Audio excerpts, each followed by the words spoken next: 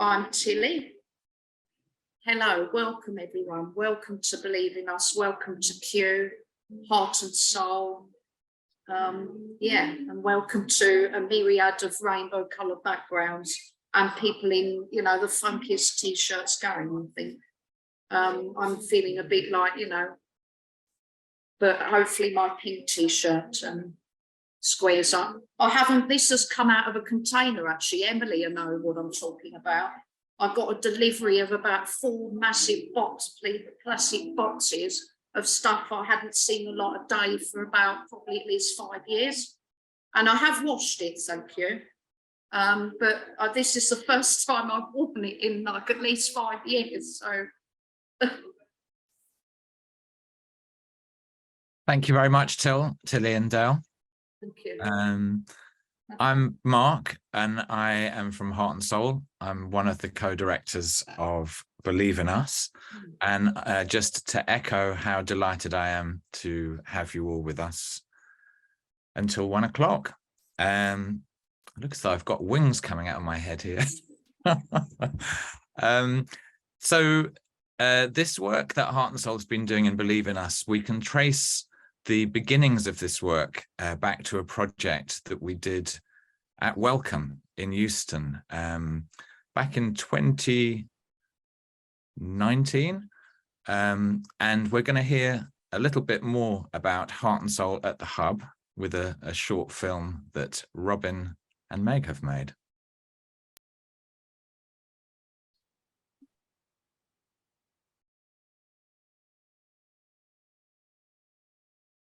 Hello, my name's Robin and I'm working on Believe in Us. I'm autistic and I work for Heart and Soul as a creative associate.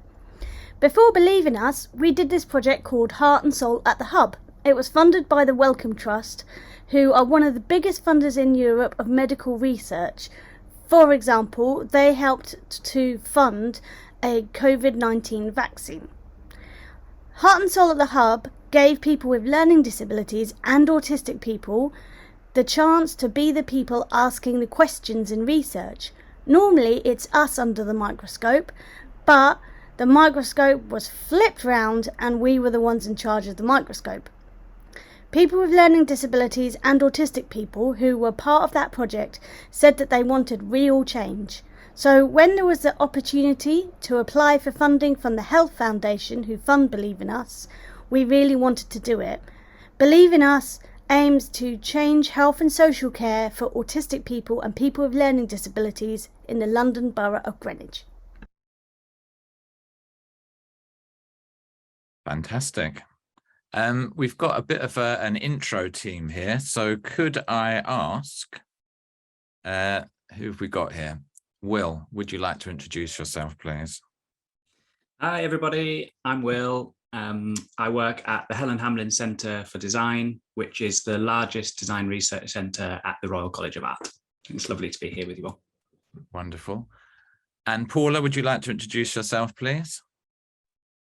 Hi everyone, my name's Paula. I work for the Oxley's NHS Trust as a psychologist in the Adult Learning Disability Services. So I'm part of the Oxley's kind of partnership in this project. Thank you, Paula. And Lily, are you there as well? Let's see you appear on the screen. I am. Yes, Lil, please introduce yourself and what you're doing on Believe in Us. I'm Lily. As you know, I'm part of Believe in Us. I've been involved in the design jams. And Lil, I know that you're actually somebody who uses services in Greenwich, and I know you were thinking hard as to whether to be involved at the beginning of the project. Why was that? It was practically because I didn't want to say the wrong thing, and I didn't want to go to the wrong people and me lose like my care plan or lose more time to go out because I need my carer to go out. And over the project, did you feel more comfortable and confident to say what you really thought?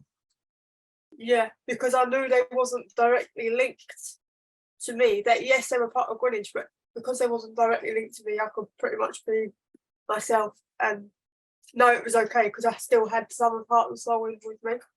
Fantastic. Well, let's hear a little bit more about the Believe in Us project, and again, another short video.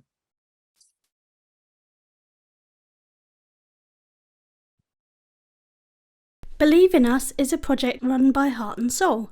Believe in Us is a project where people with learning disabilities, autistic people, healthcare workers and designers work together in an equal and inclusive way. It developed a radical new approach to designing health services with people with learning disabilities and autistic people. Healthcare services can be difficult for people to navigate. They can be even more confusing and overwhelming for people with learning disabilities and autistic people.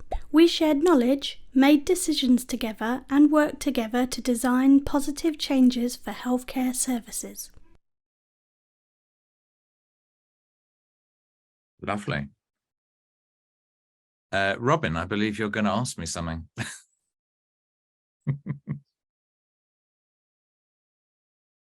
Where's she gone to? I'm here. Oh.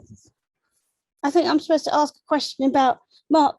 After 30 years of working with Heart and Soul, how have you seen how people have changed the way they think about people with learning disabilities and autistic people, and how they talk about them and consider them to be part of the world? Very briefly, that's a massive question. I mean, the thing I've really noticed, particularly in the last sort of 5 or 6 years, is how, people within the Heart and Soul community have been able to get on a different platform, around this platform of research and design. And as you said in that first video, where the microscope has been flipped around and people are taking more control, they are beginning to be able to say what's really important to them, to talk about that, to connect with people who are the people who can influence change, the people who hold the power. And I think it's gradually the case that things are changing. And if I think back to when I originally met all the people who went on to become the Heart and Soul Performance Company, they were all people who were in a day centre full-time in New Cross. And there was really no sense for them of progression in their lives, that was really where they were going to be and end up. And if I think as to where things are now, particularly as we'll hear more when we talk about the Sherrard Road project, which has come out of the Believe in Us project, I think the change is phenomenal and is absolutely heading in the right direction. But as ever, there's much more to do. Cool. Well, thank you for that, Mark. We're now going to watch a video that's about project partners. And like from what you just said, I don't know if you agree, but I think, like, to summarize what you're saying that people are respecting people and taking people with learning disabilities and autistic people seriously now, more so than they did 30 years ago. And so that is that kind of brings us on to the partners, because the partners are the group of people that all work together to deliver, to make Believe in Us happen. So this is a little video that just explains who the partners are. Believe in Us is run by Heart and Soul. Heart and Soul is an arts company and charity who believe in the talents and power of people with learning disabilities and autistic people. The other Believe in Us project partners are NHS Oxley's Foundation Trust, Royal Borough of Greenwich, Helen Hamlin Centre for Design, Royal College of Art, Creative Computing Institute, University of the Arts London, Tizard Centre, University of Kent.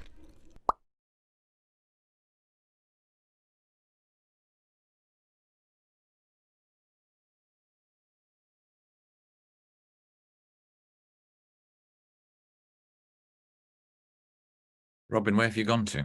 Oh. Sorry, I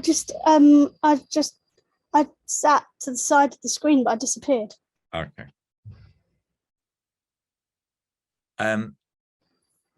Shall we find out from Paula? Oh, I'm sorry. I'm supposed to be asking. Yeah. You can tell I haven't read the timetable. I'm supposed to be asking Paul, Will, and Lily what it's been like working on the Believe in Us project. Paula is from NHS Oxley's. Lily is co-chair of the Heart and Soul Trustees, and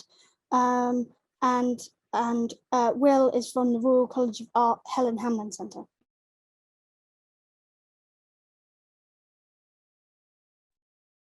Okay. I think it's you first, Paula. Can I go first? Sure. So what it's been like working on the Believe in Us project. I suppose Believe in Us project has been going for 2 years, and I've been working on it over 2 years, and I've been working on it 1 day a week. And so it's been a real privilege for me to be able to give so much time to something that I think is really important for people that work in health and social care. People want to be delivering the best service that they can. They want to know and learn from the people that they're working with about how to do that. But often people don't have the time to give, to really understand and really take time to listen to people and what they want out of their health and social care. So it's been a privilege to have the time to do that.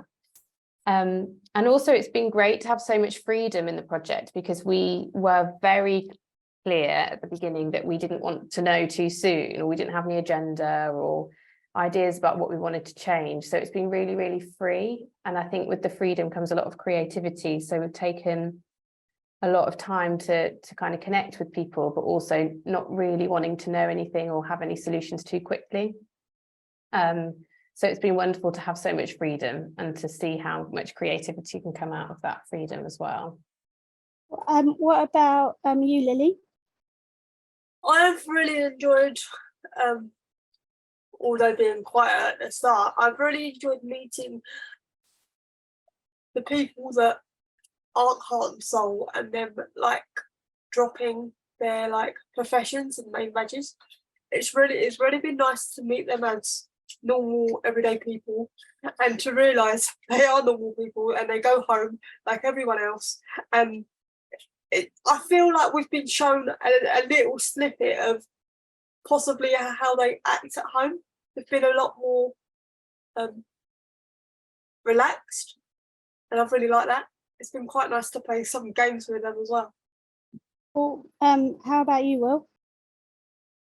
I've had an amazing time working on this project over the last couple of years, and I think I came into it with a really clear understanding of what design and inclusive design means. And certainly with the Helen Hamlin Centre, people there really think they know design, because they do, they're experts. But I think myself and everyone from the RCA that's touched base with this project has had to throw all of that out the window, because the way that we've designed and worked together has been so different to anything that we've ever experienced. And there's been more trust and love and connection between the people involved than I think I've ever really experienced in any other project. So it's been completely unique. And yeah, I feel on a personal level extremely grateful to have been involved, but I also think it's had a huge impact on the centre in thinking about, in just a gentle reminder that we might know lots of things, but we definitely don't know everything. Well, thank you. And it's also maybe worth just saying that the project started in 2021, and in 2021 when it started, we were still doing everything on Zoom, and it's only within the last month that some of us have actually met each other face to face. That we did do things in person, but just there's quite a lot of us. And Will actually lives in Sheffield, and Greenwich is in southeast London. And so yeah, so there's it's an amazing thing and demonstration of how people can remote work and still be very part of a project and involved with it. We're going to watch a video now which talks about the values and principles. So what is it that is at the heart of or directing us, or maybe as part of our consciousness when we're doing a project. Robin. Yep. Sorry, what's principles again? Principles is kind of like the rules of how we're going to do something. I think that be kind, for example, is probably a principle. So that means that we are always going to try to be kind, because sometimes someone might be unkind, but it might be an accident. They didn't mean to be unkind, but we're going to mean to be kind. And if we make a mistake, we're going to be prepared to learn from our mistake, because we want to be kind, because that is a principle and we believe in it. And the principles were come up with a group of us together. I don't remember who was in the group, but it wasn't just me. I don't know. I was probably part of that group, but it was people agreed on the principles. I don't know if Mark or anyone else wants to talk more about principles, because I know that Mark doesn't like we had principles at the Hub project and I called them the rules, but I know that Mark doesn't. No, the rule words, yeah, we don't use. Yeah. Yeah, I think I don't think they're really rules. I think they're guiding ideas that we're trying to follow. Anyway, let's hear what they are.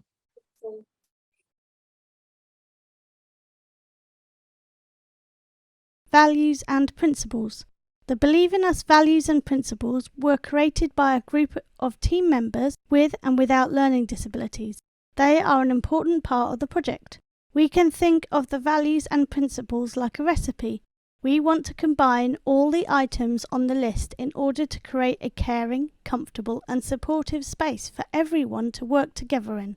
We read through them together at the beginning of sessions. They are a reminder of what is important to us all. Have fun. It's okay not to know what will happen next. Make it smooth. Really listen to each other and take seriously what they say. Believe in yourself and each other. We believe things can change for the better. Believe in yourself. We will be loving and understanding. Be bold and put your hand up if you don't understand. Be kind. It's okay to think different things. We will look after our time and be careful. We will try to break things down so that everyone can take part. Wonderful. And you saw at the beginning there was a beautiful kind of image of like a tapestry of these values and principles, and they were created by Katie, who's another of our team from the Royal College of Art who can't be here today.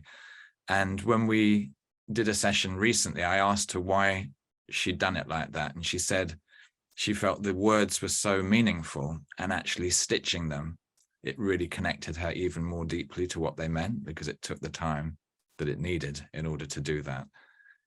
Will, you're also from the Royal College of Art, and I'm wondering whether you could tell us a bit about the double diamond principles and the way that we've used that over the project. Sure, yeah. So right back when we started, I think one of the big questions for us was how should we create a structure to work in? A lot of us hadn't worked together before. We knew we were going to go on a journey together. We were on the ship, but we didn't really know where we were going and how to get there. And so we spent a long time talking about different ways that we could create a structure for our project. And we agreed upon the Design Council's double diamond. And there's a short video we can show in a minute that explains a little bit about what that means. But I think as a structure, it's quite simple. It has 4 phases, but it allows for lots and lots of flexibility. So it doesn't bring with it too much of an idea of we are here, we're going there, and a straight line. It's much more of a wiggly process. You might go somewhere, be building momentum, then feel like you need to double back. And so for us, when we started thinking about this question, how should we create a structure? How should we decide what to do? It was useful because it allowed for the messiness that we were all interested in terms of the direction that we were going in. But yeah, there's a short video that explains more literally what it is as well. We can watch.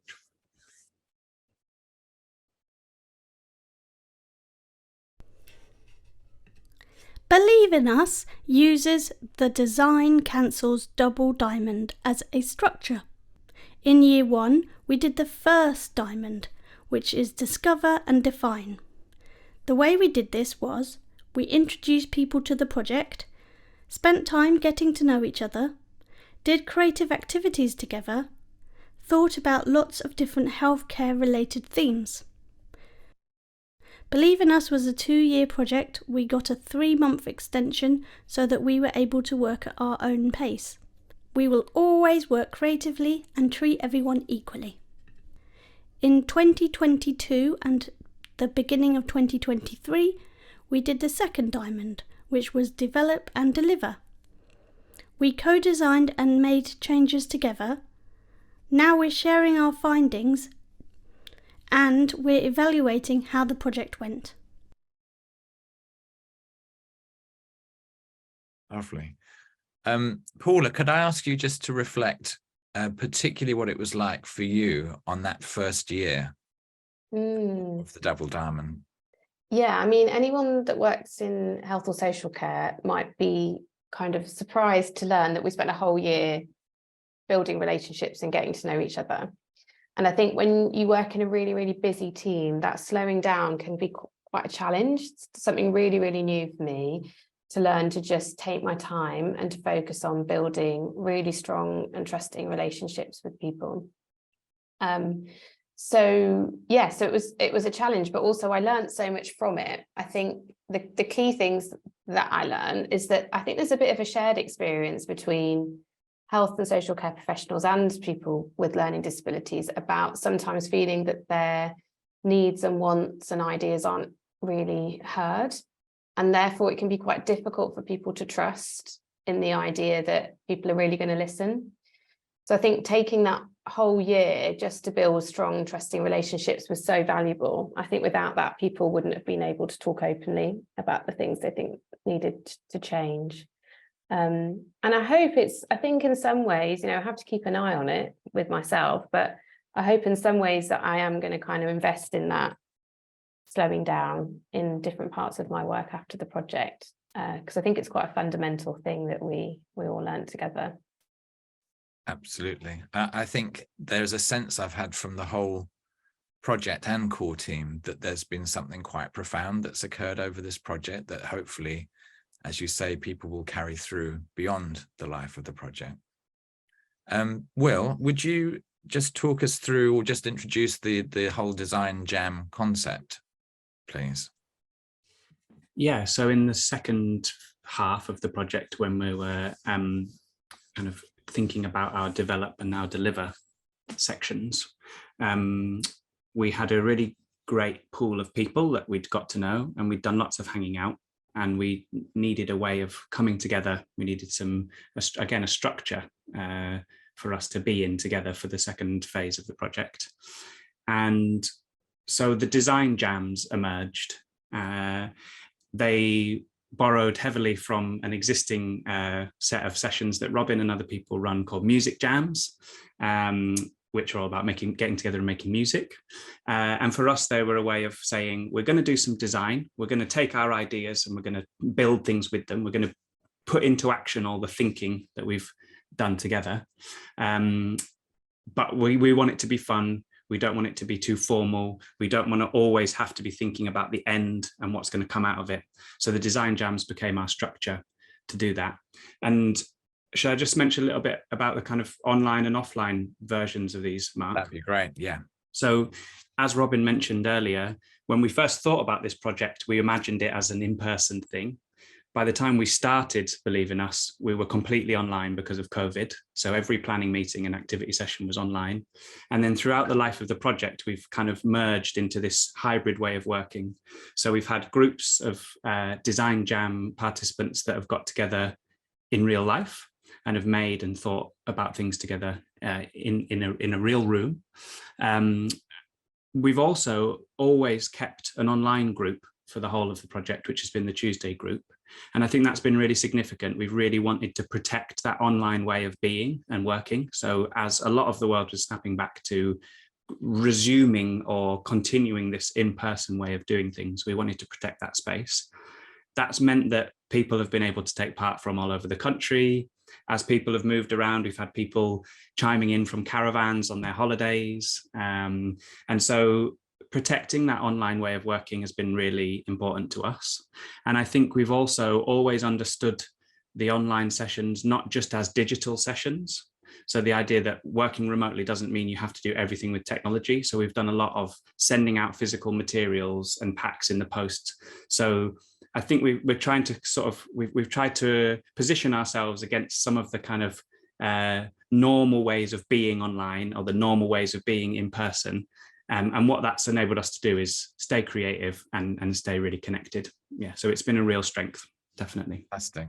And a perfect introduction to the Being Heard Tuesday group. Hi there, everyone. Really great to hear all the introduction. Thank you, Mark and team. So we're now going to go in and spend the next sort of hour or so telling you about the 3 different main design works that we've done over the course of the last year, really. But before I start that, I'm just going to introduce our Tuesday group. And there's some people here that have been doing a separate bit of work that's about a project called Riverwood. So we're wearing 2 sets of hats today. My name's Dora, and I am co-director of Believe in Us alongside Mark, but I'm also a consultant clinical psychologist, and I've worked in learning disability services for almost 20 years.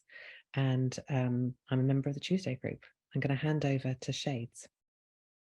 Hello, my name is Shades, and next to me is Autism Man, and we are part of Tuesday group, and we like to help out other people. Thanks very much, Shades. Over to Liz. Morning, everyone. My name's Liz. I'm part of Believe in Us, Tuesday Being Heard group, and I'm also a nurse for the Community Learning Disability team in Greenwich. Thanks, Liz. Tilly. Hello there. I'm not on mute, am I? Good, because I often forget, even though I should know what I'm doing now after doing so many sessions online. I'm Tilly. I'm Dare the Piggy, and we just did the share moment towards the beginning of the session, and we've been very lucky to be part of, helping to facilitate the Tuesday groups online. Even though before that we were something of taken over, so we were a bit like on the shelf how we felt about it, but actually we can see the virtues of it now. Especially it is a bonus when we can stay in our pajamas and we can have the guinea pig there and the gerbil with us, and we get to see everybody's dogs and cats and a bit of their house and caravans and yeah, just what you get to see all manner of aspects of a person you don't generally get to see when you meet in person, and everybody putting on a certain, facade, as it were.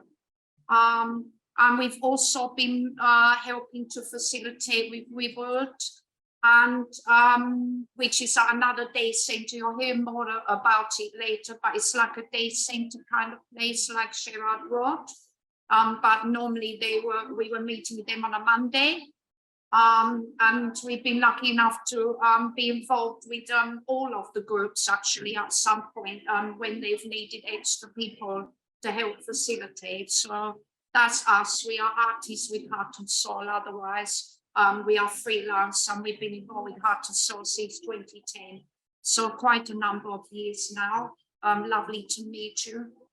And I myself am autistic, actually, just to say, not autistic and neurodiverse, and I use services, but not in Greenwich because I'm actually in Tunbridge in Kent, but I am someone who uses social services. So I'm wearing that hat as well. I do understand. Thank you. So much, Tilly. Thank you, Andel. Connor. Hello, my name's Connor, and I've been attending the usual the Believe in Us sessions on a Tuesday. Excuse for if there's any background noise going on. It's because my dad's on the phone to somebody. Thanks so much, Connor. Yeah. We're going to hear more from you later in one of our films. So if I could just briefly have the overview slide, just to explain what we're going to do. For the next really 10 minutes, we've got so much to share with you over the course of this whole session that we're going to have to be quite quick with it today. But we should say that all the stuff that we share today is going to be on our website, and you're going to see more and more of that over the coming weeks as we add more of the material that we've created. So today you're going to get a sort of snapshot, but an opportunity to go back and see it in your own time whenever you want to. So we'll start in a moment with a very brief overview of what we've done in the Tuesday group, and we'll share a film that we've created that tells the story of our experience of being heard, which is the theme we've chosen. We're then going to hear a bit about Riverwood and see a short film from them. I think we might not get a chance to chat together, but we'll see how we are for time, and then we'll take a break. So without further ado, I'm going to hand straight over to Liz to give us a summary of the Tuesday group. Hi everyone. Yes, the Tuesday group, Being Heard group, like Will said, was on Zoom. And I think that really made us concentrate on our voices and listening to each other. And we realised that we were coming up with some really truthful, deep ideas and feelings and thoughts.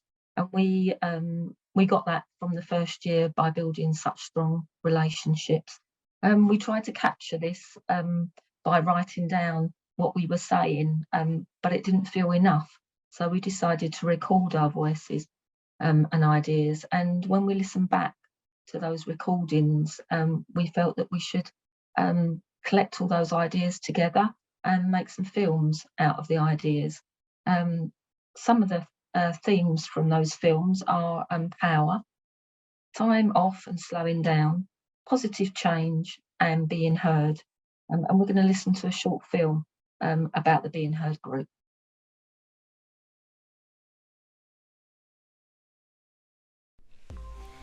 In Believe in Us, we've been working in groups of health and social care professionals and people with learning disabilities and autistic people. The theme the Tuesday group explored was being heard. But what did being heard mean to everyone in the group? The Tuesday group said that being heard to them means treat me like you want to be treated.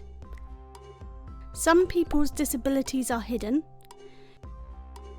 Learn more about people with disabilities. Educate yourself. I can hear what you say. More understanding. Treat me with respect.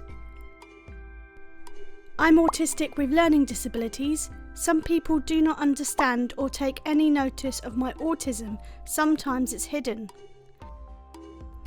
Talk to me, but give me time. Don't ignore me. I am a person like you. Learning disabled people need to be heard for what they are trying to say or express. What about you? What does being heard mean to you?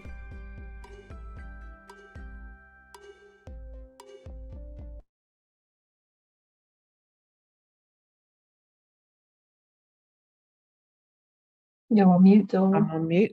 I've done the first broken rule of our online session.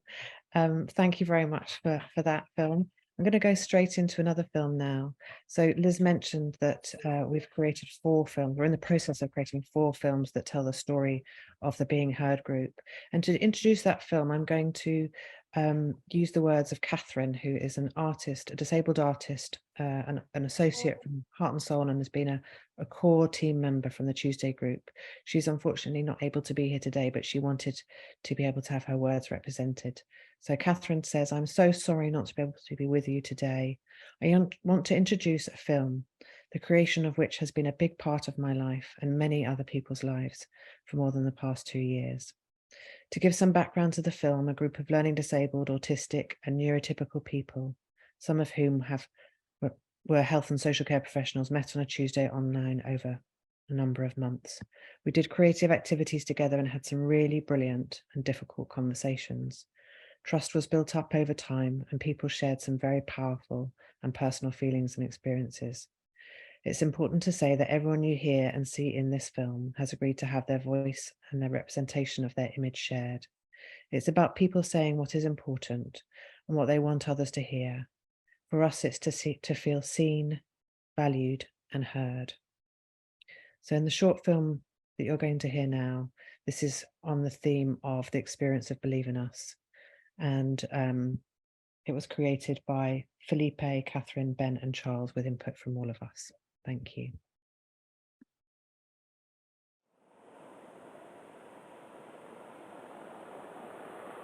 Hello, I'm Connor, and thanks for watching one of our films. This film is about being heard and the impacts of Believe in Us. We have made this film as part of Believe in Us, a project where people with learning disabilities and autistic people work with health and social care professionals to radically redesign services. Let's get started. I'm enjoying what I'm doing, and I'm way on Heart and Soul this there's people on there who listen. They listen, you know. They're not sort of listening and letting it go over their heads, you know. They're taking it seriously, and that's what I really truly appreciate. People are listening to me, and that's what disabled people, that's what people need to do.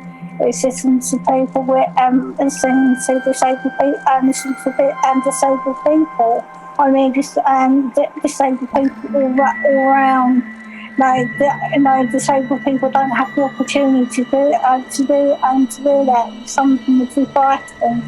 And similarly, actually, I find the same with this group is because you want healthcare professionals to come as people and not necessarily as professionals. It's when you're in your professional life, sometimes you feel like you need to not be silenced, but just be professional and not stand up and necessarily say what the problems are, just kind of carry on. And actually, this kind of platform gives you a bit of it's like an honesty platform where actually nothing you say is going to be criticised, but actually it's just very thoughtful. There was times where I really feel like I know what I'm talking about here, but nobody's listening to me.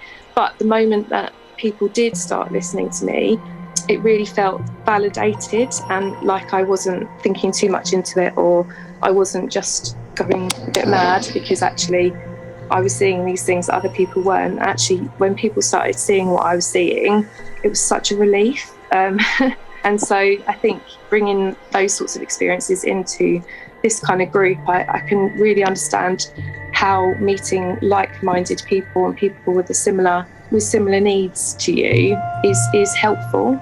I can really see how being heard can really help you in life, and how, if that's stifled, how desperate you can feel actually at times.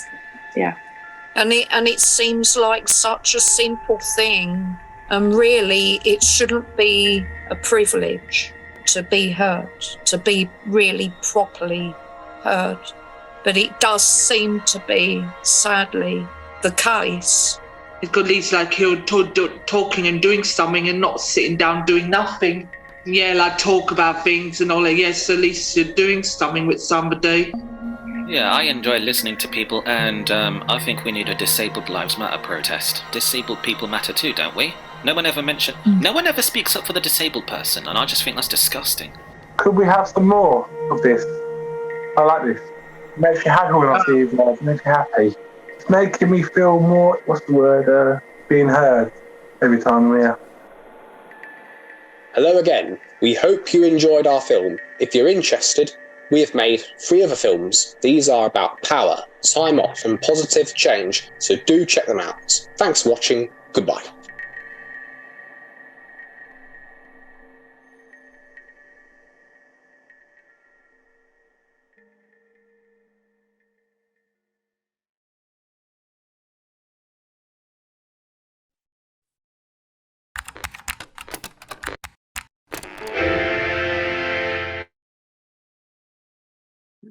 Thank you very much. I'm just seeing how tight we are for time, so I'm going to hand straight over to Yes. Sue, who's going to give us a short summary of Riverwood. Yes, I'm ever so sorry, and I hope that's not me that's made us overrun because of the Cheryl moment and everything.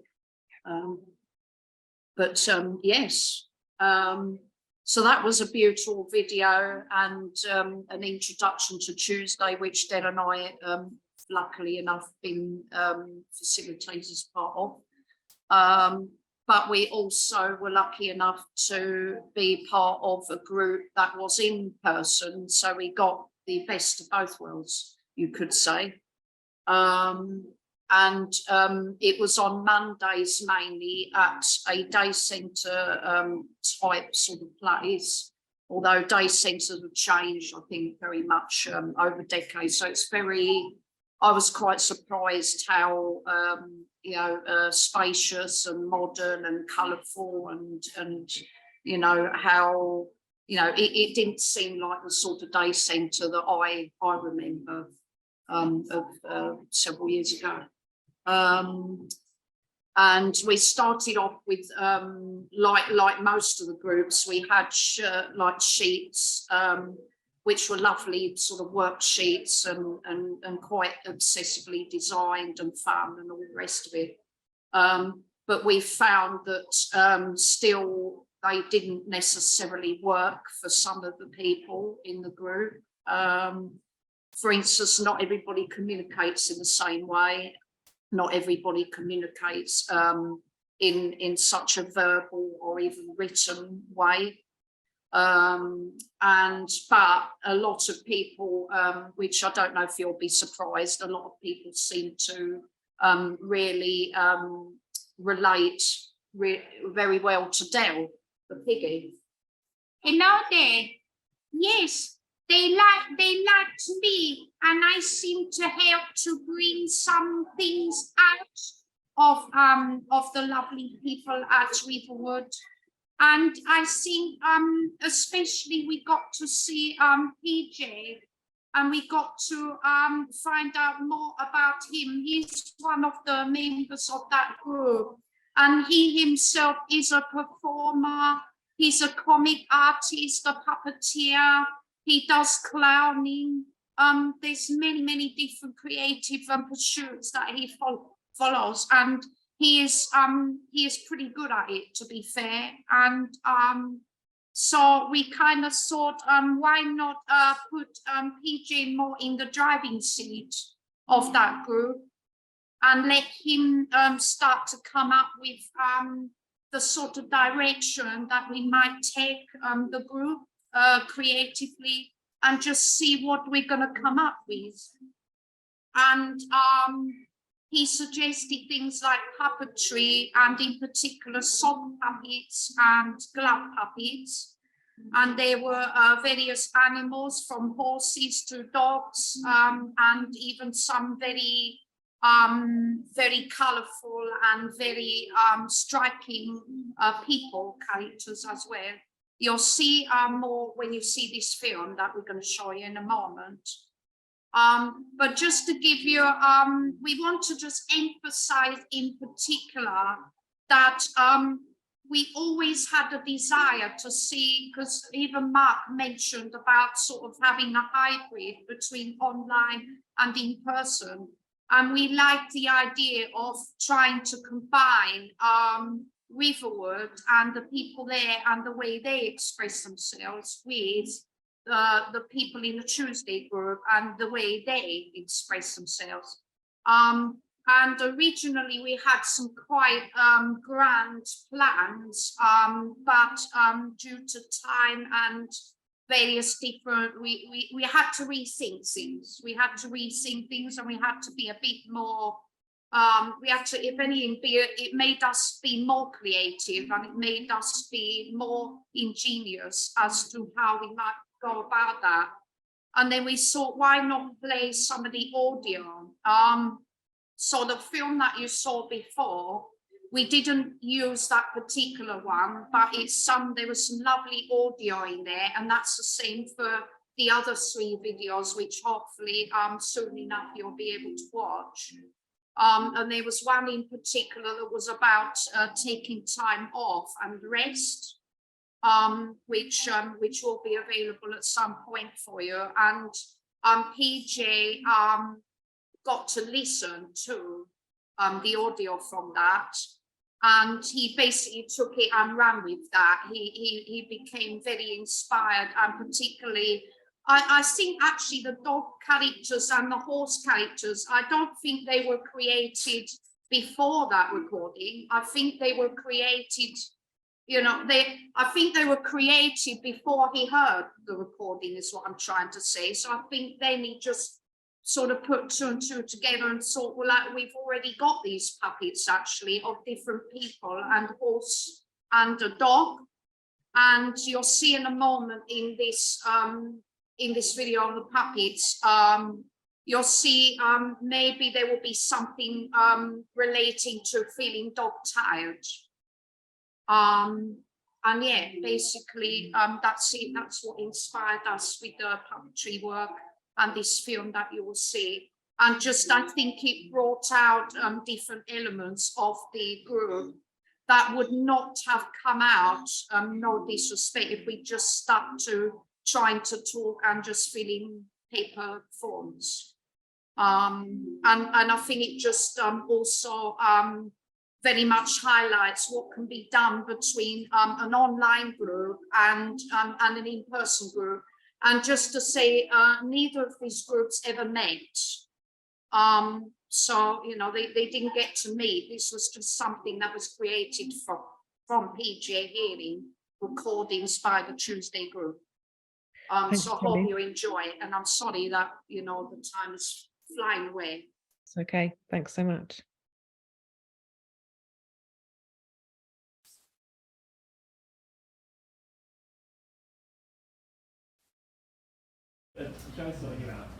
You know, I've been working like a dog lately.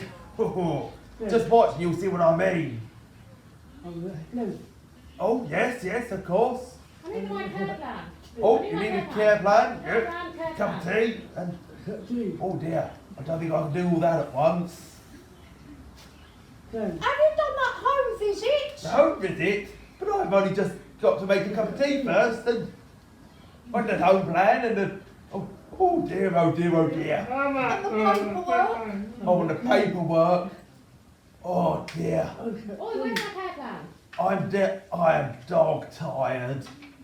Oh dear. I'm having a crisis! Oh dear, oh dear, oh dear. I've just collapsed. I'm dog tired. I can't do all this work on my own.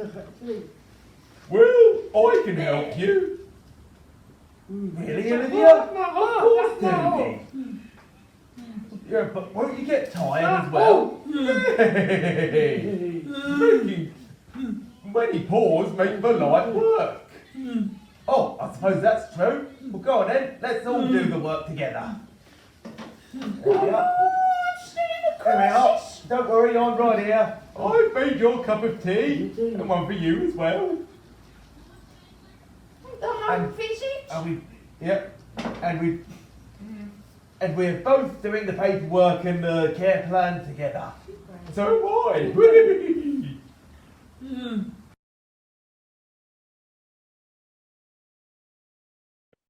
Thank you very much. So we've got lots of material that we want to share. We're going to just bring our session to an end now. I just want to say that we've worked really hard right up until we're finishing this project of producing these films, and we hope that the next stage will be that an opportunity to hand some of these back to Greenwich and to Oxley's to use in a kind of variety of ways, using them in training new staff, inducting staff into how people can work together. And the core thing I think that everybody said is it's been a very different experience of being together for people with learning disabilities and autistic people and health and social care professionals, and really wanting more spaces like that.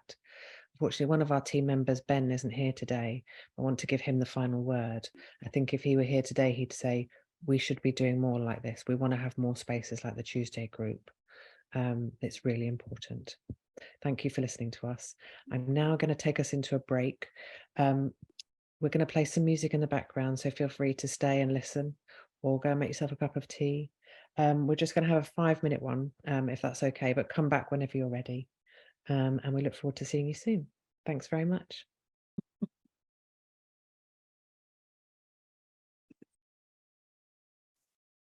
Welcome back from the break, everyone. We're going to hand over to the next Design Jam group now. Right. I've got Lily there. Is Abby around? David? You had me. So I'm stepping in here actually because Katie from the Royal College of Art, who was working alongside Will, can't be here today. So I'm going to do my best to represent what she was going to say. And we're really going to explore the way that we worked in our Wednesday group, which, as you can see, was called You and Me, as chosen by our group. So welcome to the You and Me group. We met every Wednesday and we had up to about 15 people in our group. And we met here, which is the Sherrard Road Day Centre, which is the flagship Day Opportunities Centre in Greenwich. And actually it was a great space. We were in that big room you can see on the right there. here's some of the You and Me group in the space live. And if you remember, Will was taking us through the double diamond process. So this was the first phase of that, discover, where we connect, build trust, get to know each other, feel comfortable in the space with each other, explore different topics together in a fun and engaging way. And we explored what design and research means to us. On the right, there's a question that Robin designed, which was based on Henry, her support bat, and the Harry bat.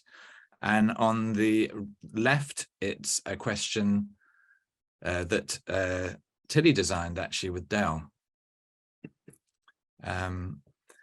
So we explored what healthcare services we use, people use, the people we've met, and people shared any memorable healthcare experiences as we went, and we were using these sort of frameworks to explore that. And we also, you know, took many approaches, including using 3D shapes to represent what care meant to us. And we explored positive changes in our lives. Is David there? David doesn't seem to be there, but this was David's one. If he is there, chime in. Is there? He is there. He is, yeah. Oh, David? They've got we've got bad drilling going on, so hopefully it won't be heard and you can hear us okay. All right. David, did you want to say anything about this drawing that you did? Yeah, this is all what I've achieved in my life, like having a son, believing myself and other people, and yeah, always listen to people. Brilliant. And also, you know, the last frame, you're talking about what makes it difficult for change to happen when people aren't listening to you and not believing in you. Yeah. It's been a really fundamental, the name of this project has been so important, believe in us. We have to keep reminding ourselves that that is the message that we wanted to share. So we got to know each other in sessions doing many different things. In this session, we are decorating, designing umbrellas together based on our things that we were interested in. We discovered that Nicola has a cat called Minnie, and she loves the color red. And we discovered that Cassie liked ABBA. And here we are, or here are some of us standing under the umbrellas that we've just made. What was really important when we got together, as well as actually doing the activities, the creative activities, it was also the social time. So we always made sure we had a break, and we also made sure that we celebrated if somebody had a birthday. And it was just important to have that time, which enabled us to build deeper and more meaningful relationships together. So the next phase of our journey was called Define. And based on everything that we'd learnt in the Discover phase, we then identified some key themes that the You and Me group were interested in. And there are the themes there. The page on the right, Mark, was probably the best page that helped us remember what what we were doing here, because we read them out every week. Yes. Well, that was also the design, the values and principles, Lil, didn't we? As well. Okay, yeah. So what was important all along the journey with this particular group is when we'd come up with a number of different ideas, we always took votes, which would help us narrow down to the things that we were going to discuss. And here we are voting on themes that were most important to us using star stickers. And for the Wednesday group, the You and Me group, it was communication that was the winner. So it was our chosen theme, and we again together and individually explored what communication meant to each of us. And this is some drawing from Samir. And then there's a little animation which kind of has a broader understanding from the group about what communication meant to us. In Believe in Us, we've been working in groups. The theme the You and Me group explored was communication. But what did communication mean to everyone in the group? Teamwork, not too much information at once, be nice, to be clear, listen to people, I like people to take time, make the process as simple as possible, having fun, caring about each other, giving off the wrong vibes can make people seem unapproachable, services need to be clearly advertised, no jargon, signage, maps, directions need to be clear. Technology can be helpful but also unhelpful when it doesn't work properly. What about you? What does communication mean to you?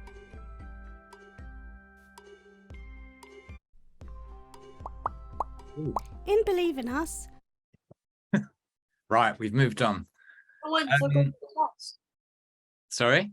I went to play twice. I know. So we went deeper into the positive experiences around that we'd all had around communication. And we also spoke about some of the negative experiences. And again, I think a theme of the group is because we took the time to build the trust and understanding and confidence in the group, people were actually more open to share what wasn't working as well as what was working. For both of those, we visualized these experiences and brought them to life using role play with wooden spoons, which was really fun. And we also identified what it is that we wanted to change or improve in relation to communication. And top left here, you can see Lily's drawing of the Jargon Buster vacuum machine, which actually became quite a theme later on. And again, we voted on the things that we wanted to improve, what was most important to us.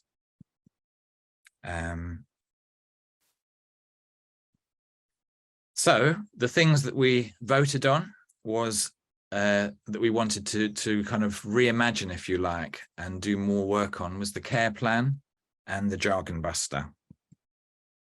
And this led us to the develop stage, which was all about developing ideas onto how to improve the care plan experience and how to bust the jargon. And we explored the ideas through discussions, doing creative activities, and drawings. And here are some of Samir's drawings and ideas for improving the care plan experience. We wanted to explore ideas for the Jargon Buster, and we played a really fun game where we were passing a hat around. It was like pass the parcel, but when the hat stopped at you, there was a piece of paper with a jargony letter on it, a jargony word or phrase. Phrases like micro commissioner, holistic care, consent, asset-based approaches, social prescribing. And actually for that particular session, we had a couple of very senior people, both from the NHS and Greenwich. And it was really interesting to notice how keen they were for the hat not to land with them. It became very clear that nobody really wanted to have to speak in this weird jargony language. So we explored different modes of understanding what words meant, the jargony words meant. So we had different stations set up around the room. We used kinetic sand and Play-Doh. So we were feeling things as we were talking about the meanings. We were drawing on tablecloths. I think you particularly enjoyed that, Lil. Yeah, it was just really weird to do because, like, number one, it's not normal to draw on tablecloths, and if you told your nieces and nephews that, like, you always tell your nieces and nephews draw on paper.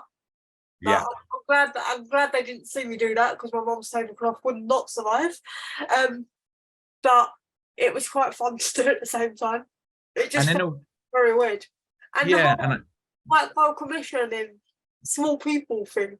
Yes, yeah, very interesting. People thought micro commissioner was a very, very small commissioner.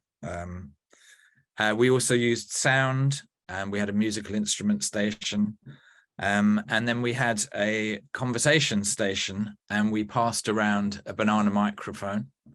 And basically when you had the banana, everyone needed to listen to you. And then we had a grand reveal at the end where we actually discovered what the meaning of these different words were. And unfortunately, every time it was very different from what we thought they meant.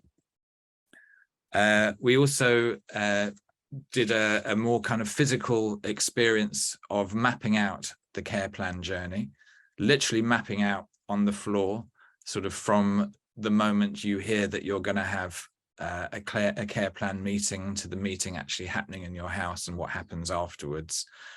And we were physically traveling around the space, talking about the bits that were good about each stage, about the things that could be improved, and about the things that we really didn't like. And again, we took a vote on what were the most important things relative to how the care plan experience could be for us. And actually the things that were most important were trust and relationships. And the group identified that people feel anxious and nervous a few weeks before the care plan appointments.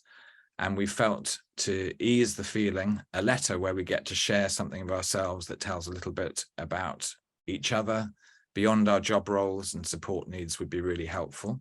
So we designed letters together. We also designed a game, a kind of icebreaker game that we could play with the people who were coming to conduct the care plan game, just as a way to have fun, to connect, to build trust. And this actually was inspired by a Heart and Soul Palentine's night that had occurred the week before, where there'd been cards which in pairs people explored that were kind of inviting people to talk about different things that were kind of personal to them. And in our game, we discovered many things, including that in our particular group, more people liked dogs than cats. And we trialed the game in a card format. And then we're coming on to the deliver phase, where we were actually making stuff, and we were working particularly with the care plan idea with a designer called Adam Mallet, and you can see the cards that we designed together. And we also came up with our icebreaker Palentine games that you can see. We had a lot of fun with these. And again, I think, you know, right at the beginning of the project, we wanted fun to be an ingredient into the way that we work together, because fun, laughter, and a sense of humor really help with building relationships and allowing barriers to drop down. The other thing which we don't have any slides of here is the Jargon Buster app, which is very much in development at the moment. And this was working with the Creative Computing Institute, and in particular, Araf and Mick. We were testing out ways that AI, in particular ChatGPT, could be used to offer different definitions and explanations of particularly jargony phrases. And again, with ChatGPT, you can get it to tell you things through different modes and different ways, even through different people. This is an early stage, but there did seem to be something really powerful about how jargon really holds us back, and how it means that some people have power and other people have none. And that's probably where we're at. Mark, Lily has a hand raised, and there's Does also she? a question from Sam in the chat about ChatGPT. I might add that to the Jamboard, but Oh, that'd be great. Lily's got her hand. Lil, what did you want to say? I was just going to say that although we kind of made, although we worked on kind of serious things and making serious things better, we done it in fun ways. Mm. It's kind of nice to see people drop their guard a little bit. I mean, who knew that you, Mark, had, I'm going to say the wrong number now, 3,000 records, and then Sean had like 12 horses, and it was really mental to like because you don't, I don't know, I guess it's a thing of don't judge a book by its cover, but unless you get that time to learn about the people you're in a group with, you don't know what's behind closed doors, you don't know what happens. Absolutely. And I'm just thinking there was a real through line from the work that we'd been doing in a strand of the Heart and Soul at the Hub project called Third Space. And I remember, you know, whilst everybody said wouldn't it be a great idea to bring together healthcare professionals and people who use their services together, there was a lot of anxiety back then that people would just be so kind of either defensive or really angry or cross because things weren't working. So just a reminder that being able to take the time that we did to connect as human beings and to get to understand each other as human beings, as people, was so essential then to be able to look in a more calm way at what needed to change and work together to actually come up with solutions. Yeah, in a way, I really liked that we had the chance to challenge the people who used a joking word that we didn't understand. Yeah. Because we was like, sorry, we don't understand that. And it took them a while, but by the end of this 2 years, it's got better. They're quite quick now at thinking on their feet of simpler ways to say things. Yeah. But yeah, it was a good learning experience. Sorry, I couldn't say that word for a minute. On both sides, I think. Yeah. And so they are normal people and they're not as scary as they are behind their Woolwich Centre desks and crowded places. Absolutely. Abby or David, did you want to say any more around the you and me group, you and I group? No, just that the whole the process of it, like getting to know everybody and along the kind of way and working creatively together in like an equal space was a really nice way of finding out where the project could go and stuff. So yeah, it was, and just understanding everything from a different perspective was something really nice part of it. Yeah, the best part for me was when one of the people from Sherrard Road end up picking Me and You name, and this person was surprised that like she got chosen, her name got picked, and it just brought a smile to my face because she had the biggest smile and like got her into the mood that it shows that she's part of that group. Yeah. And if someone picks a good name and other people are like, yeah, that's it. And yeah, I really enjoyed watching and interacting with the other people. Fantastic. Great. Well, thank you very much for letting us tell you about the You and Me group. I think we're handing over to the Happy Mondays group now.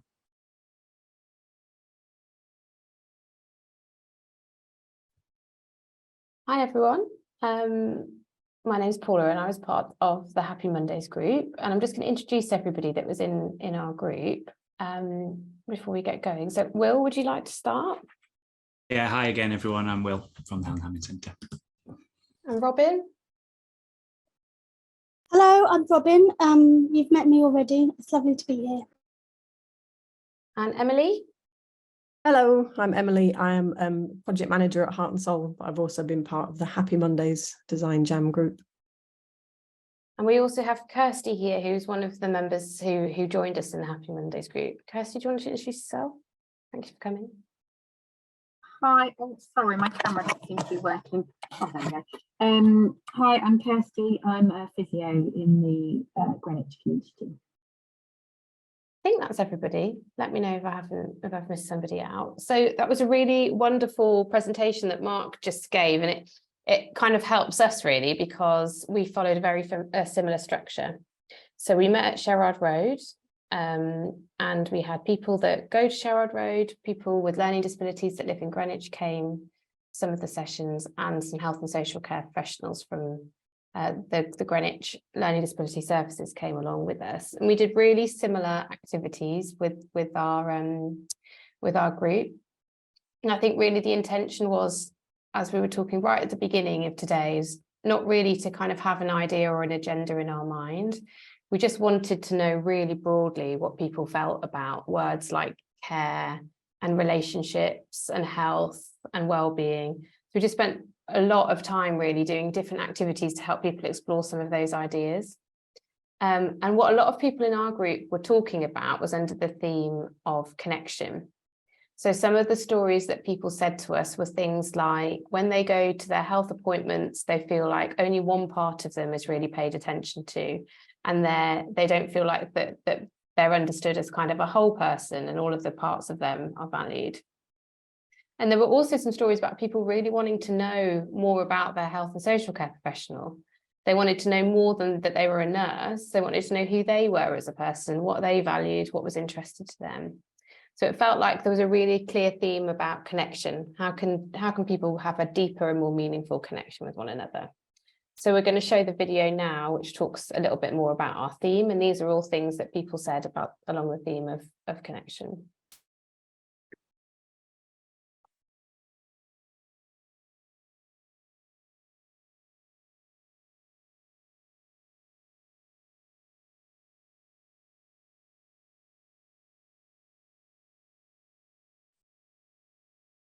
At Believe in Us, we've been working in groups. One group is called the Believe in Us Happy Mondays group. Each group had a theme. The theme the Happy Mondays were exploring was connection. But what did connection mean to everyone in the group? The Happy Mondays group said that connection means to them doing things together, relating to each other, working as a team, sharing, talking and listening to others. People talk to you and are clear. Feeling seen. Understanding each other's jobs. Pottery and making art. Working together towards the same goal. Treating each other like human beings. A conversation about a shared interest. What about you? What does connection mean to you?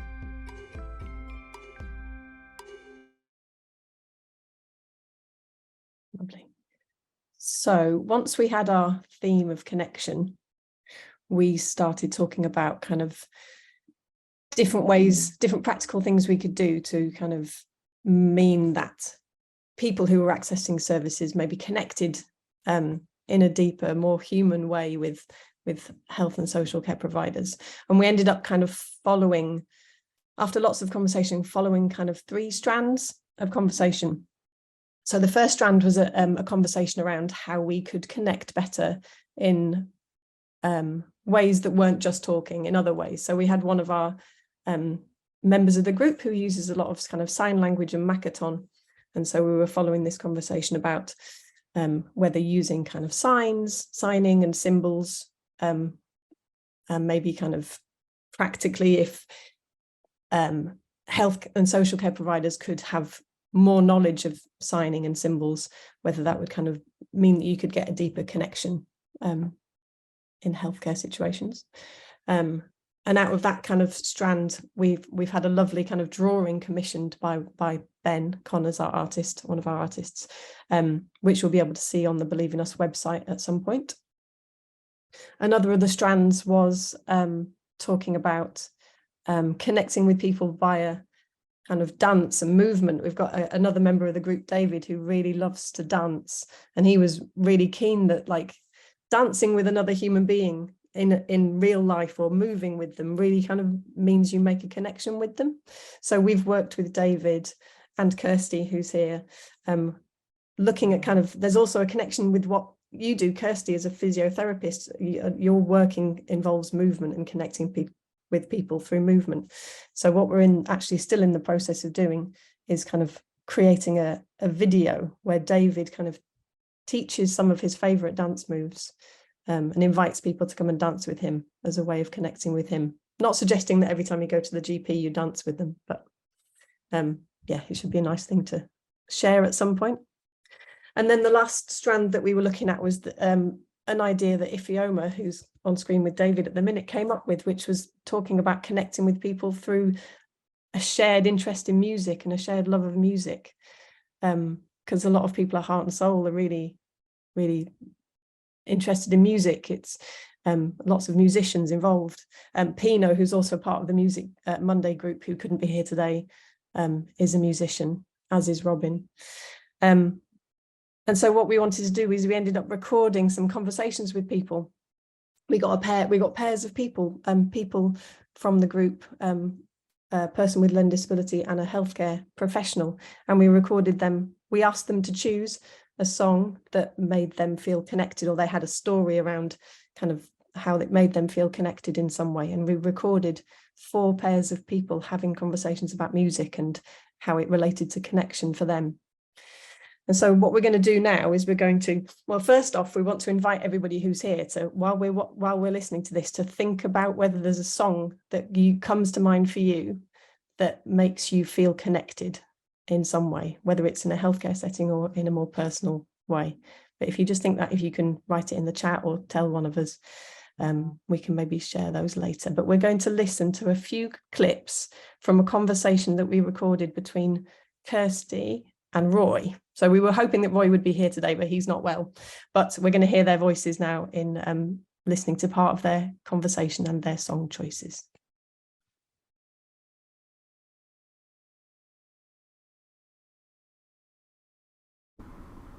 My name is Roy. I live in Abbey Wood with my brother, my sister-in-law do. Hi, I'm Kirsty Bloom. Yeah. And I'm a physiotherapist. What's a physiotherapist? So a physiotherapist is...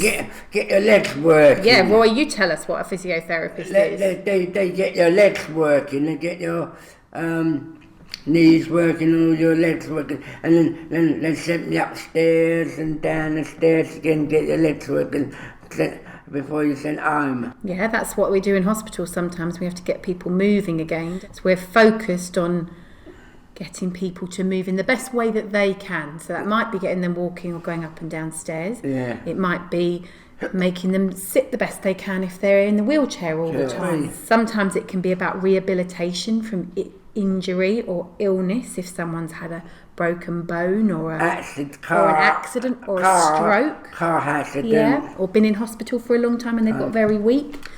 Rehabilitation is about getting somebody back to their best, the best that they can hope to achieve given whatever's happened to. But also the bit that Roy probably doesn't know that physios do is we do a lot of work around optimising, getting people's lungs better as well. Roy, would you like to tell us what track you've chosen? Love Me Tender and GI Blues are 2 tracks. Tell me about Love Me Tender. Oh, Elvis met the girl in Love Me Tender. He met a girl in Love Me Tender, and he sang Love Me Tender to her, and then they fall in love. They stay in love, and then they stay in love. And do you have a story from your own life that's about connection? When I was a young boy, I met a young girl in my life, she was my girlfriend. I said to her, will you stay with me all your life? She said, there was a tall girl, she would say yes. What happened to her? She wasn't here no more. Oh, I'm sorry, boy. Up in heaven. Yeah.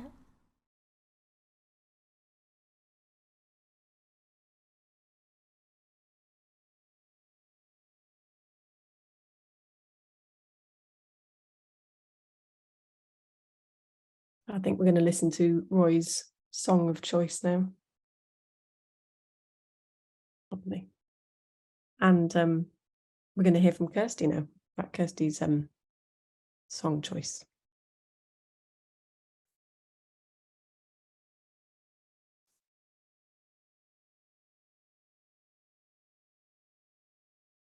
So I've chosen a track not as well known as Roy's track. It's a track by a band called Karangbin. Karangbin? Yeah, can't even spell it, Roy. And the track's called Evan Finds the Third Room. Evan Finds the Third Room. It's a funny name, isn't it? Why have you chosen that? So I've chosen that track because... Why? Well, it was a song that my partner knew about, and I loved it when I first heard it, and then he showed me the video. The video is just the most joy-filled video I've ever seen of a track. It's a woman, it's a Chinese woman walking, I think, through the streets of New York. And she's having the best time you've ever seen. She's wearing some fabulous shoes, and she's dancing. It's like she's dancing with a imaginary hula hoop. She's spinning a hula hoop above her head, and she's just cutting the most amazing shapes, Roy, as if she's on the best dance floor and she's having the best time of her life. Like that, Roy. Just like that. A body. Yeah. But she's an older lady, so she's not a typical person in a music video. Yeah, she's a little old lady, really. Little old lady. And it's really fun. In my family, which is only a little family of 3, we have a playlist. Yeah, I have a daughter. You've remembered. Joy. When we go on long car journeys, we have a playlist in our car, and we all 3 of us list, and we all contribute songs that we like. Right. And this song is the one that all of us love. You like? I like it. He loves it, and my daughter loves it. But we all love this one. So we're connected when we listen to it. Oh, well, if anyone would like to choose a track that has a story from your own life about connection, if you want to, you don't have to have your camera on when you tell the story, but if you want to, I'm going to have to pick someone because we won't have time for everyone. So if you would like to be picked, please wave with your camera like this. And those of you that have got your cameras off, you might need to just turn the camera on for a second.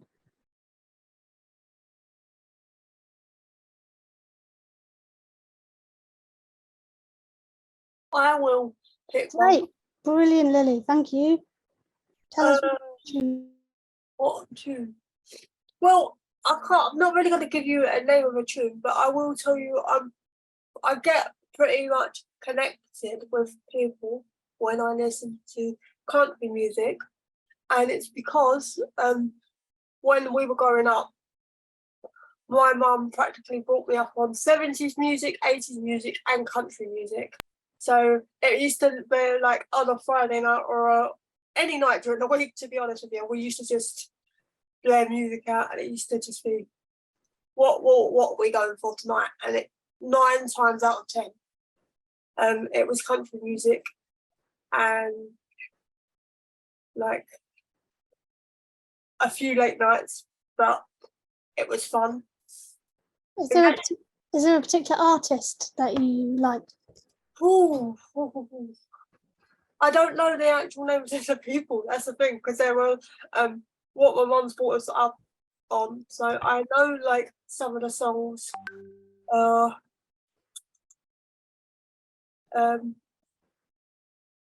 was it?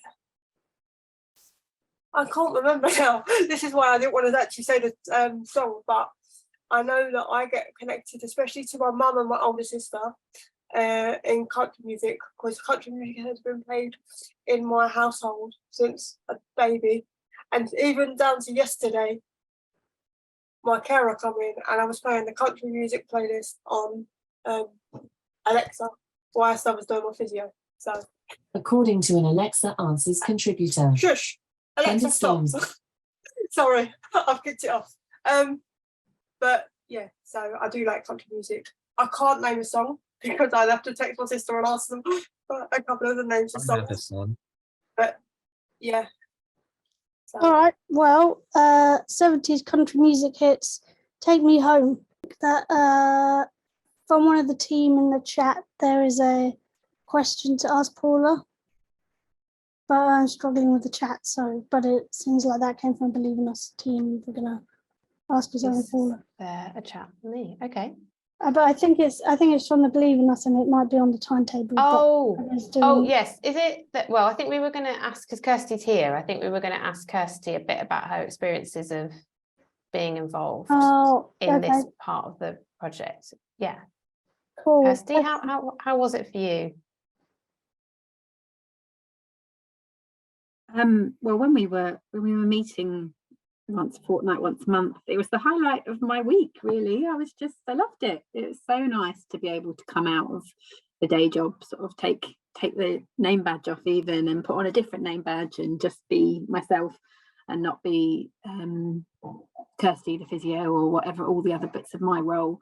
So it was really nice to connect and get to know everybody in the group and to do. I like doing creative things anyway, so it's an excuse to do some creative stuff, and I just thought it was lovely to be able to take time to think about how we could improve services, and there wasn't like this drive to sit and put everything on a piece of flip chart paper and quickly and come up with the answers and go. It was nice that actually we had time to explore everybody's ideas and think about things. So yeah, it was a really enjoyable process. Thank you for being part of it. I think we have a few minutes now. We wanted to make sure that nobody was getting too over zoomed. So maybe Robin, if you've got one more track to play from kind of suggestions, we will have this as an opportunity for anybody else who needs to take another short break before we go into kind of evaluation and Q&A bit at the end. So take a minute to step away from screens. I think Shades had a track you wanted to play. There's a good story behind it too. Okay. I had a very, very close friend called Clarissa, and to me, she was an angel. So I thought the song Earth Angel from that time travel movie that I don't like talking about would be a good choice. By Marvin Barry and the Starlighters. I don't know the artist, I forget. It's just, I just know it's from Back to the Future. Yeah, this is it. Thank you.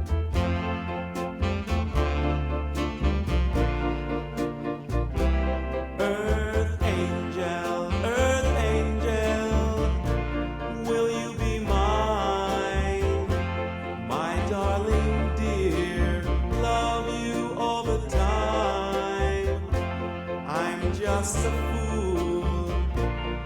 fool in love with you. Earth angel, the one I adore. Love you forever and evermore. I'm just a fool in love with you.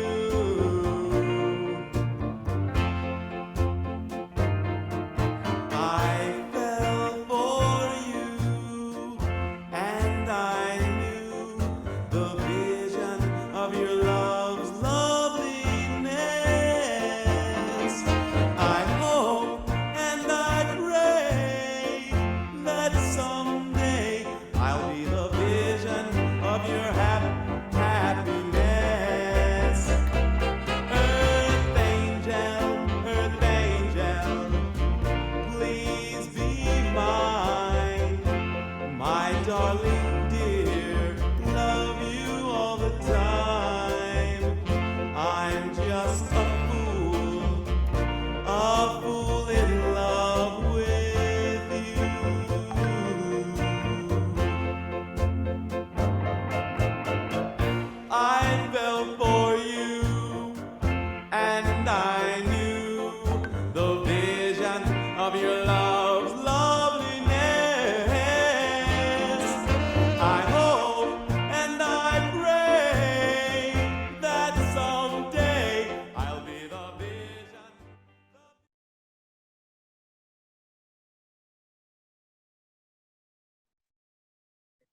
Lovely. Well, I hope that all of you have had a chance to step away for a moment. We've got the last 25 minutes of the session today. Thank you so much for staying with us.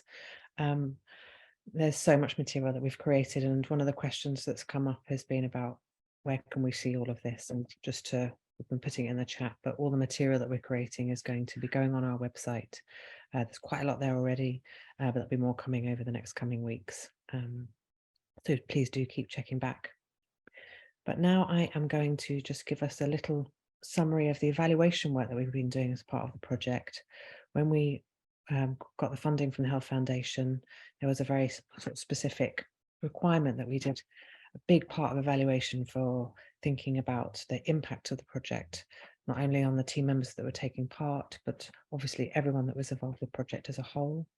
And we were particularly interested in thinking about co-design and co-creation and what facilitated that kind of work. And as a project, we really wanted to see if being involved in this project improved people's well-being. So those were questions that we were asking ourselves and each other and other people all the way through the project. The big part of the evaluation was led by our partners at the Tizard Centre at the University of Kent. And I should say that a lot of the evaluation is now still coming in. We're still kind of getting the findings of it, but we end up being really ambitious, and we did 6 strands of evaluation to help us learn all about the impact of the project. The Tizard team led on a slightly maybe more traditional approach to evaluation, which is interviews. But now we're going to hear from Robin giving a summary of 3 other strands that we developed that were a little bit more unusual, so we wanted to share them with you today.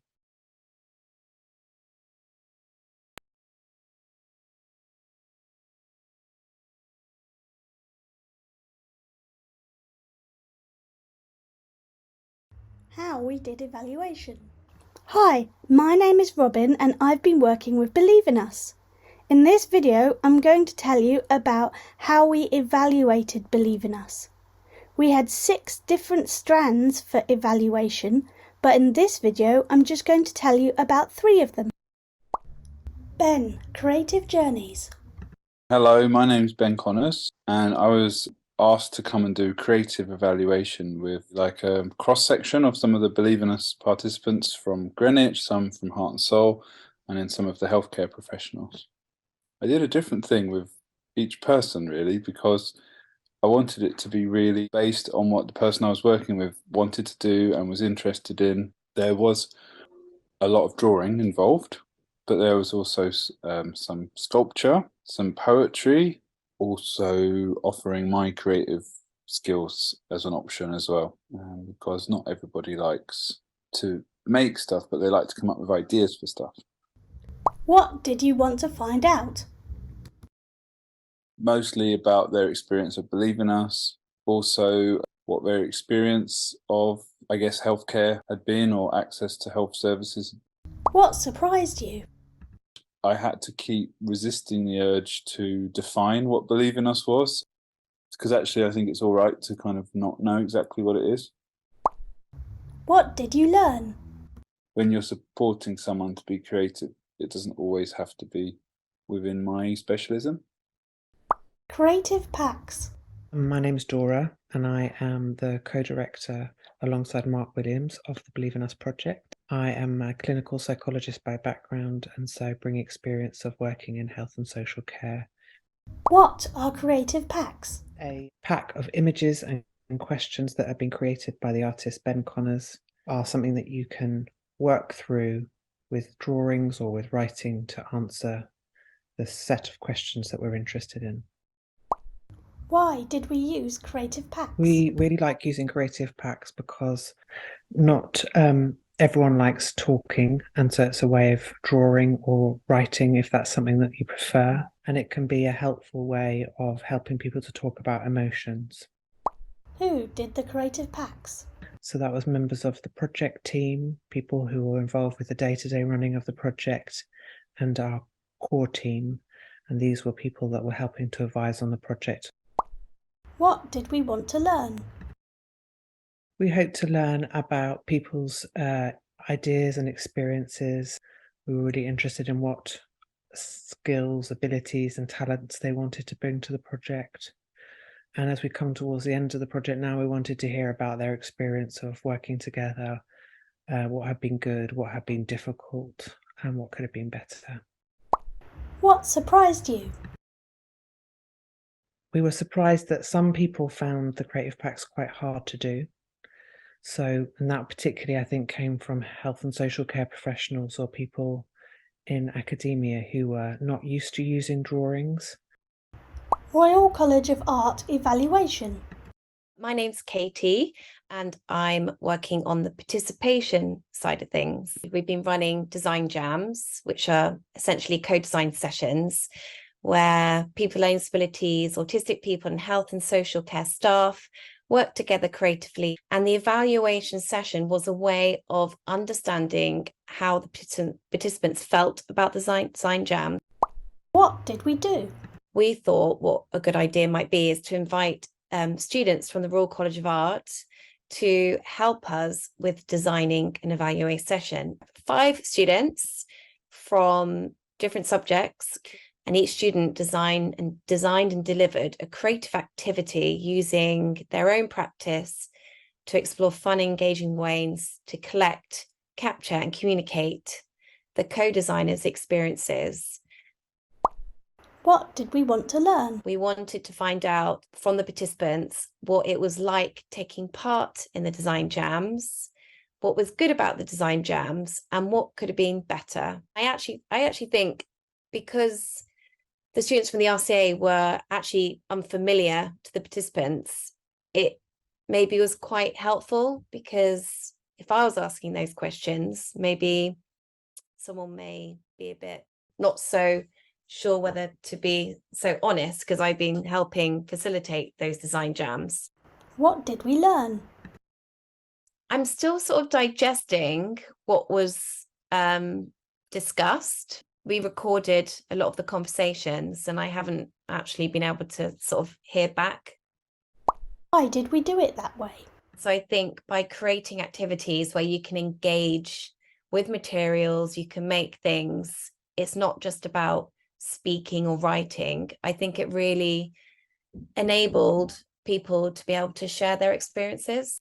And I think there's something actually about doing something whilst talking. What surprised you? There was a really lovely moment when I had a chat with Lily and Molly, and Lily had just made a really interesting sculpture. This really sort of speaks about the project. It visually sort of explains how there was a lot going on, lots of different activities, and I wasn't quite sure what was happening, where it was going. But then actually there was a point where it became really clear what the reason and purpose was for these design jams. And I thought that was really lovely that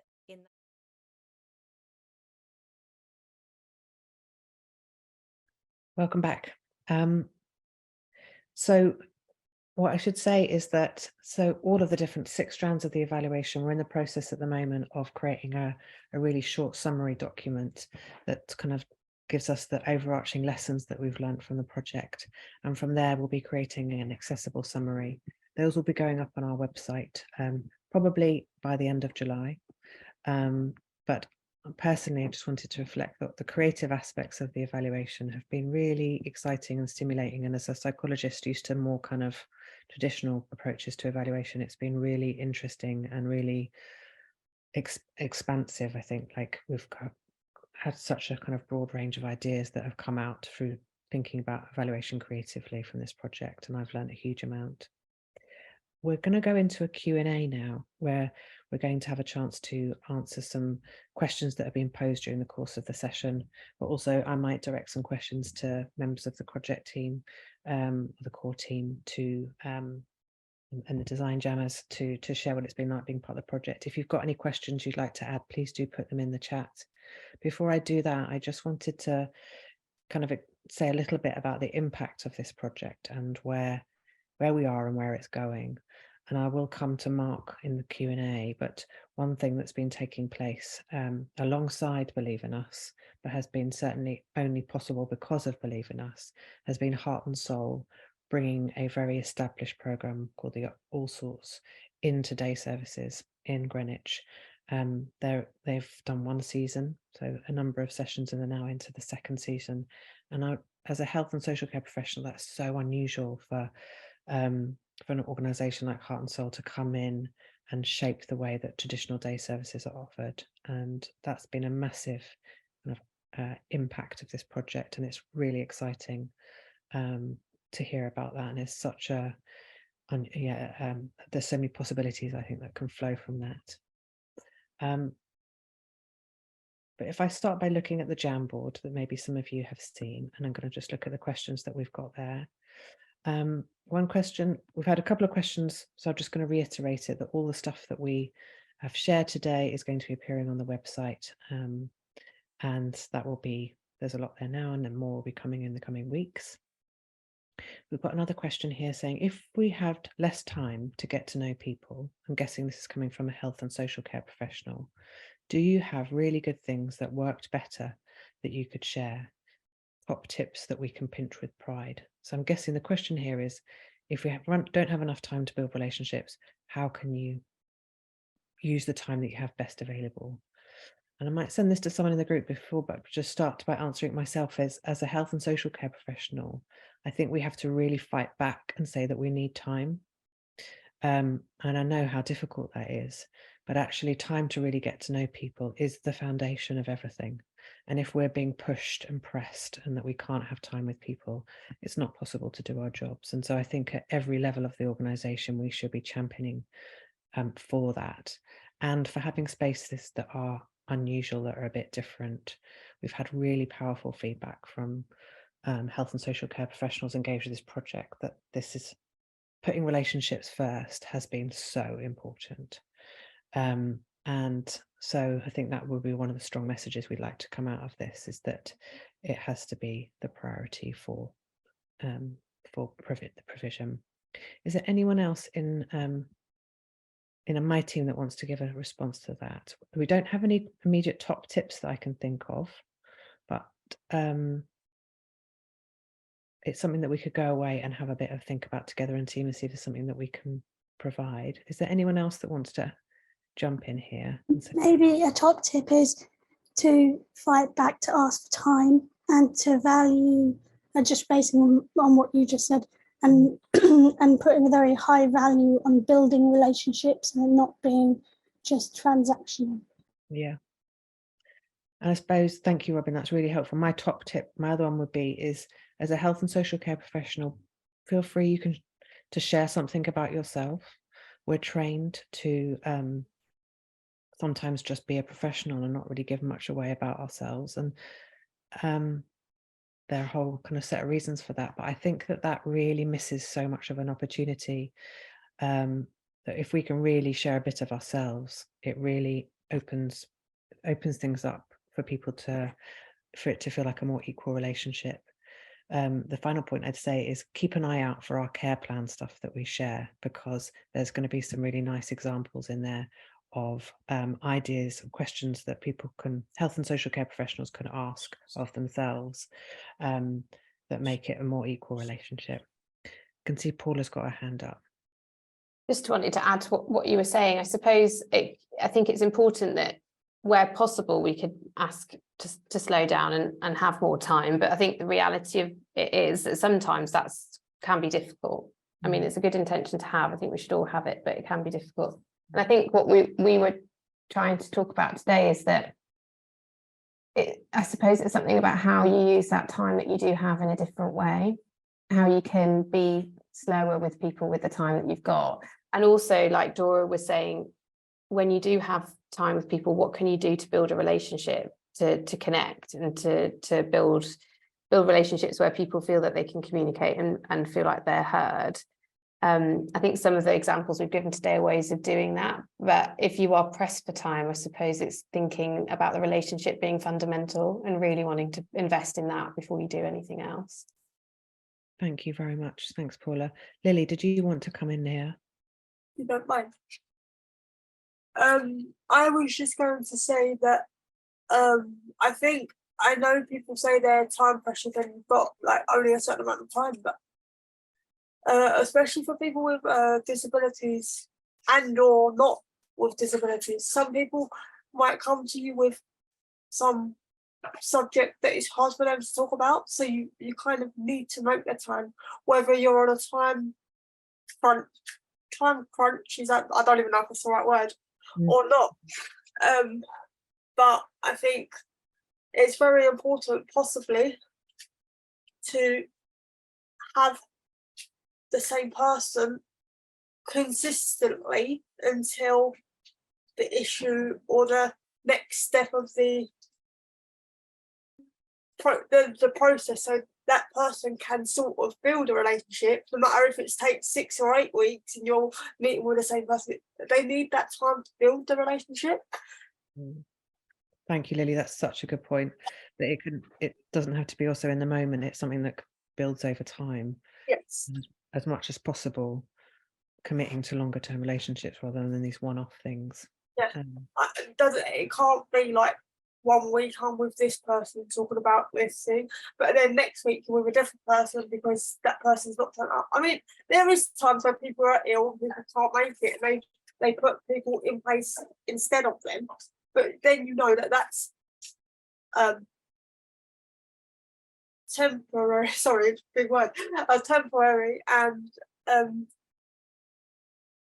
but then they should have everything that happened on the previous week with the previous person on a screen, so they can catch up. So you haven't got to go over everything.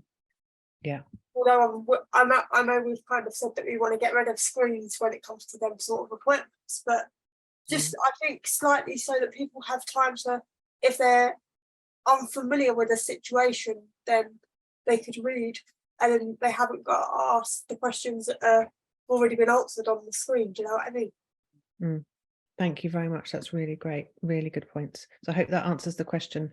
I should say for everyone here that's listening to this Q&A, we are putting our answers down on the Jamboard, and this will all be shared with you after the event. And if we don't get through every question, we will make sure we do give a response to everything you asked. I'm going to go to the next question that is popping up to me here. And this question is, what is all the info that we have and how are we going to use it? And I wondered if I could direct that to Mark. Thank you very much, Dora. Well, I guess the website is going to be the primary channel where we're going to share stuff.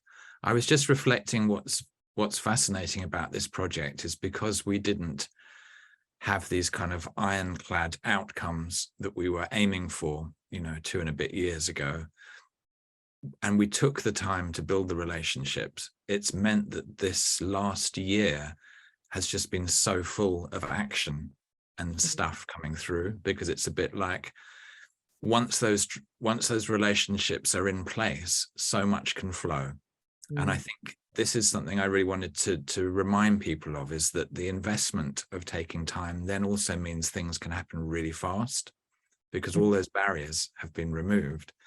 So there's a tremendous amount of stuff that is still being created and that is still evolving that we've not yet had time to share because we've been so busy, literally up to the last minutes, producing and pulling stuff together. But it will all be there. It will just, it might not be immediately, but it will be there soon. Thank you very much. And I think there was a question somewhere is like, is the material that we created, can other people use it? Absolutely. This is going to be material that we really hope that Greenwich will take and use as they want to, and the same for Oxley's. But also if anyone on this call that feels like there's stuff that they would like to take away and use, we would really welcome you to use anything that we've created that you might find helpful. I'm just going to finish on a final question. There's so many things we could ask. I'm sorry I haven't been able to answer them all, but I wanted to come to maybe Damien and or Becky, if either of you felt like you might say something about a question we have is, how has the experience of engaging this project changed your interactions or the way that you've worked? And I wondered if either of you could say something about that. It's changed my understanding of what co-research and co-production is. One of the things that sort of came up in some of the groups was around consent and the fact that you need to kind of double check consent, because when people give their consent to take part in something, they don't know what they're going to then talk about. You know, they might then talk about something that's really personal. They don't want to be shared. So that's one of the things that I've learned, is that we need to do things differently in terms of consent, and check and double check again. It's made me realise the importance of kind of being myself and and building real relationships. And I'm going to be part of, well, I am part of that. We at Tizard, we have a Researching All Together group, which is around it's people with learning disabilities and autistic people who support us with our research. And it's made me want to think about doing things completely differently and spending more time and building relationships and doing things creatively. So yeah, it's had a massive impact on me in the way that I see things. Thank you very much. Thank you. Damien. I'm not sure I have changed much. I'm being honest. I think it's an important thing for me in the project has been kind of reflection point between my own personal life and what we're doing on the project, because I'm autistic myself. I have a son who a year ago moved into supported living placement, and so it's rather relevant to me, communications and understanding with support staff and how this all operates. And so what the project's trying to do feels very personally relevant. And sort of how can I bring some of the project stuff into my personal life and negotiations. So, because things on the project are often far more progressive and ideal than the sort of everyday reality that you often experience. And I'm not blaming healthcare staff there at all, because I guess I've learned a lot just listening to the pressures and tensions that health and social care staff go through. And it's provided a real space for that sharing, which is often not there or is more tense in a bureaucratic setting where you're having a best interest meetings of your son or something like that. So been very helpful, I think, in just creating that space for reflection for everybody. Thank you very much, Damien. I'm afraid we're out of time now. What I'm going to do is hand over to Vicky, who I know is going to bring the session to an end, but we just want to know that it's not a hard finish for us at 1 o'clock. So if Fiona is on here and she'd like to say some final words, so I was going to pass to Vicky and then wonder if we could go back to Iffy at the end. Of course, yeah, I'll be really quick, and then I'll hand over to you for final word. So I've put 2 links in the chat, one to a Jamboard and one to a survey. I'll share those links afterwards as well, particularly the survey, because it would be great to get your thoughts. Just it would be good to know what we can improve for future visits for the Q community, and also love to hear what you're taking away from this visit. Obviously there's so much and there's loads you'll be able to come back to. We'll share all those links so you have a reminder of how to sign up to the newsletter and where to go to find out more. Other than that, I just wanted to say a huge thank you to everybody who's joined and for your listening and your interactions and connections in the session. And an enormous thanks to Heart and Soul and Believe in Us project team for hosting us today and for all of your stories and contributions and thoughts and insights. It's been fantastic. So thank you very much. And I don't know if he wants to say anything or whether the moment's passed. She's there. Yeah, it's me, yeah. I just wanted to say that, like, in terms of disability and everything, we just have to fight for our rights, because there's no need of pretending. I mean, people with disability, it's not something of things been there for decades. We've not been treated nicely and not been treated fairly. And that's the harsh reality, and that's the real world we live in. But the only thing is that it's good that our voices are heard. And this is why I'm very happy we do this project, so we're heard, whereby we're not abandoned, because we live in a world whereby people with disabilities are not being heard or abandoned or neglected. Even the same thing happened when there was the lockdown.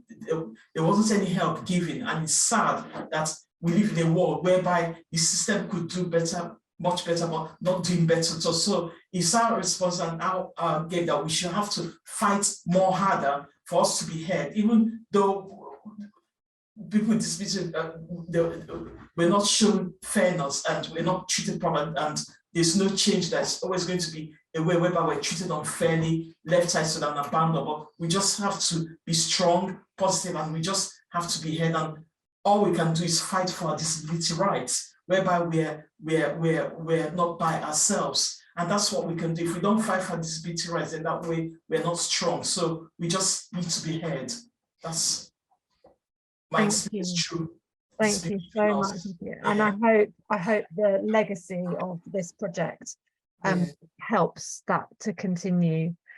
So thank you everybody so much again. I'm going to stop the recording now and bring us to a close, but I will keep this room open. So if you want to kind of carry on and chat a bit more informally, please do. Thank you so much again to everybody for attending and contributing so generously today.